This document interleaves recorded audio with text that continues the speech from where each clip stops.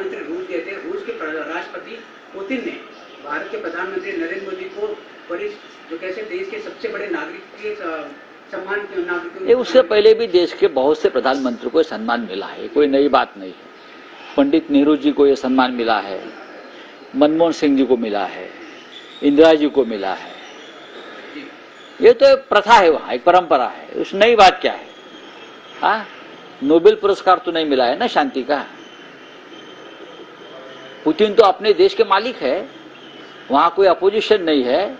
हाँ, संसद के मालिक है, देश के मालिक है, वो किसी को भी इस प्रकार से अवॉर्ड दे सकता है। घडला की पोलीस, मुंबई पोलीस 24 तासात शिताफीने आरोपीला पकडतात, मात्र 2 ते 3 दिवस झाले आहेत। त्याच्यानंतर आता कुठेतरी काय संदर्भात आपण मला प्रश्न काळजीपूर्वक विचारा, आपला प्रश्न काय आहे? पोलीस अनेक वेळा कोणता, तुम्ही कोणत्या गुन्ह्याविषयी बोलताय? हिट अँड रन प्रकरणात पकडण्याला उशीर लागलाय। अनेक वेळा पोलीस 24 तासात पकडले आरोपी पकडतात, मात्र यांना काय उशीर लागला? कारण या राज्यातलं जे सरकार आहे ते गुन्हेगारांना पाठीशी घालणारं सरकार आहे। महाराष्ट्रामध्ये जे मिंदे सरकार आहे हे एकतर गुन्हेगारी स्वरूपातून निर्माण झालेलं सरकार आहे।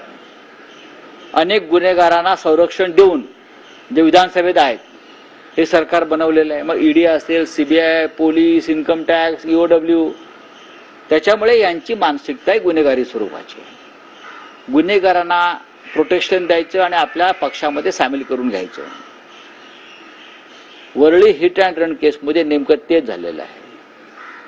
त्या निरपराध महिलेस श्रीमती नाखवा यांना ज्या प्रकारे वरळीच्या रस्त्यावर वारंवार गाडीखाली आणून चिरडण्याचा प्रकार झाला, हा एखादा नराधम, नशेमध्ये असलेला नराधम, पैशाची मस्ती आणि नशा चढलेला नराधमच हे करू शकतो।